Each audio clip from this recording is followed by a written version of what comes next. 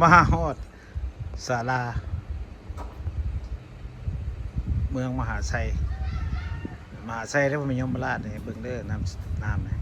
น้ำเซได้นี่ให้เบิ่งเด้อนี่ฝากนั้นผู้ใดพูดปูนะ กันแท้อยู่ภาพตรงนั้น แน่นวะ ดิแถวเส้นนี่แหละนี่ เดียววัดใกล้วัด โอ้นี่วัดนี่เห็นแล้วนี่โอ้อันนี้บ้านเสี่ยวหมอนนี่ฝากเบิ่งนั้นเซเบิ่งนั้นนี่ เมื่อวานเหนือ ผู้ว่าหนึ่งอันเนาะโอ้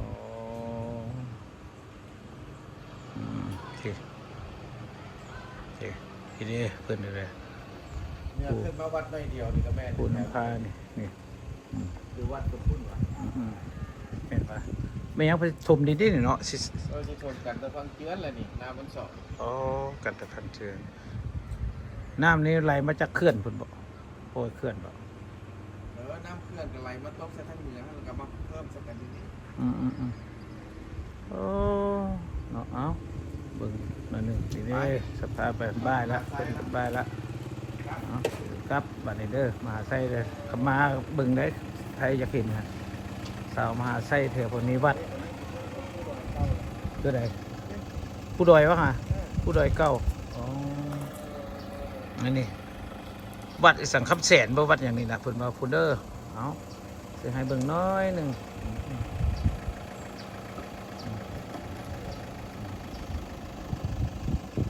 ฝักดอกฝักเชือนอีกเอาอีกโอเคเอาบัดด้านนี้อีกบัดหนึ่งซะหลายคนก็อยากเห็นนะเด้โอ้เจือนอยู่นี่เนาะเพิ่นสิเฮ็ดนี่มันเจือนจะฟังเจือนนี่วิถีชีวิตนี่มีเหือมีอย่างได้หาปูหาปลาได้ผู้ทางฝากนั่นแหละบ้านเสี่ยวหมอนเพิ่นเกิดอยู่เพิ่นในบ้านเพิ่นนะดร.สายสมรได้นี่เพิ่นพามาเบิ่งบ้านเกิดเพิ่นนี่วัด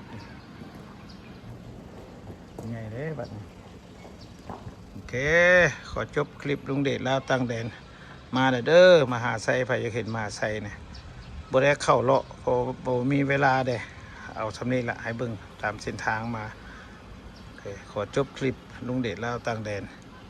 ไว้เพียงเท่านี้โชคดีมีทรัพย์ทุกสนะอันนี้การท่องเที่ยวปี1926เด้อนี่เด้อ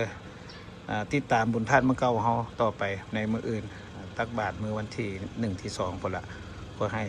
ผู้ใดเข้ามาติดตามและคลิกไลค์คลิกแชร์จงมีอายุ